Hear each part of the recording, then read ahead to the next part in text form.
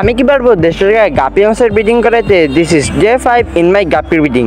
আমি আজকে আমার গাপি মাছের ওয়াটারগুলো চেঞ্জ করে দিলাম, কারণ প্রতি 2 দিন বা 3-4 দিন পর পর গাপি মাছের ওয়াটার চেঞ্জ করে দিতে হয়। তাহলে হয় কি গাপি মাছগুলো বেশি সুন্দর থাকে আর সুস্থ থাকে, আর ওরা বেশি দ্রুত বাচ্চা দিতে পারে। এই কারণে আজকে আমি ভাবলাম যে আজকে পানিটা চেঞ্জ করে দিই। তাই এই পরিমাণ পর্যন্ত পানিটা চেঞ্জ করে দেওয়ার পরে আপনারা আপনাদের মত অনুযায়ী আপনারা যে পানি খান বা যে পানি ভালো সেই পানিটা আপনারা এখানে ফিল আপ করতে পারেন।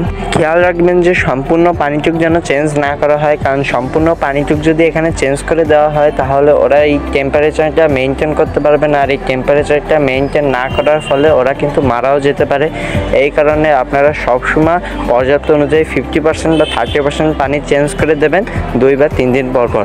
সো আজকে ভিডিও টার্গেট হলো মাত্র 10 লাইক, আর ডে 6-এ কী কী হয় এটা দেখার জন্য এখনই সাবস্ক্রাইব করে রাখুন। বাই।